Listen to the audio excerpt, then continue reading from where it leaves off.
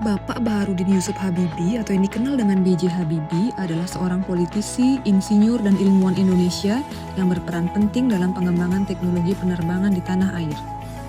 Beliau lahir pada 25 Juni tahun 1936 di Parepare, Sulawesi Selatan.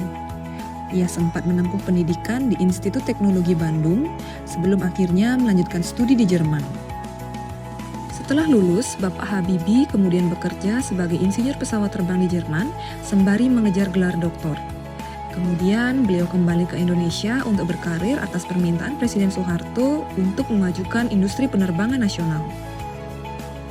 Pada tahun 1978, Bapak Habibie kemudian berkarir di kancah politik sebagai Menteri Riset dan Teknologi dalam Kabinet Pembangunan 5 di bawah kepemimpinan Bapak Presiden Soeharto.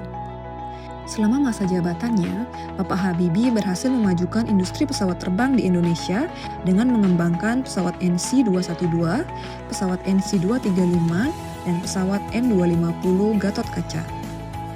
Dari Maret 1998 hingga Oktober 1999, Habibie menjabat sebagai Wakil Presiden Republik Indonesia ke-7. Setelah Soeharto lengser dari jabatannya, B.J. Habibie diangkat sebagai Presiden ketiga Republik Indonesia dari Mei 1998 hingga Oktober 1999. Meskipun masa kepemimpinannya singkat, Habibie berkontribusi dalam pemulihan stabilitas politik, seperti mengadakan jajak pendapat bagi warga Timor Timur dan memberikan amnesti kepada beberapa tahanan politik.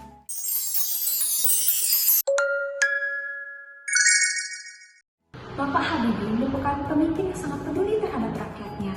Beliau mendedikasikan hidupnya untuk kemajuan ilmu pengetahuan dan juga teknologi.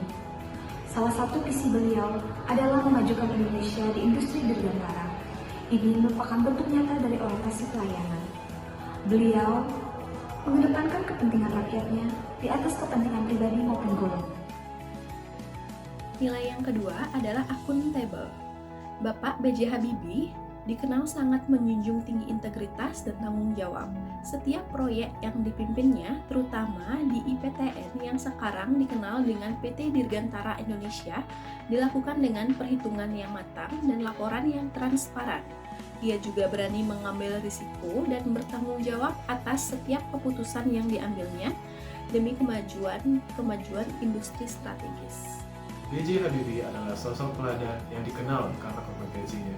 Ia menamatkan kuliah di Jerman dan dikenal dunia sebagai insinyur penerbangan kelas dunia. Ia selalu belajar, mengembangkan diri, dan tidak pernah puas dengan ilmu yang sudah dimiliki.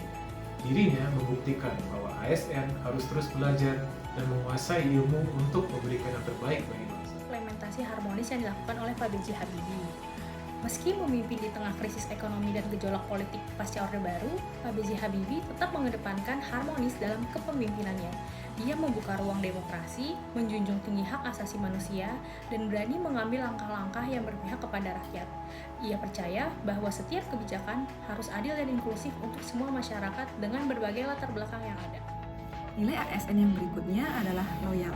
Loyalitas Bapak B.J. Habibie terlihat dari beliau yang lebih memilih untuk kembali ke Indonesia meskipun memiliki karir yang gemilang di Jerman. Beliau setia mengabdi dan membangun bangsa Indonesia di tengah situasi sulit saat itu, yakni krisis ekonomi, krisis politik, dan juga krisis sosial. Di tengah perubahan, Bapak Habibie menunjukkan sikap adaptif yang sangat luar biasa. Beliau mampu menyesuaikan diri di tengah perkembangan teknologi dan juga dinamika politik.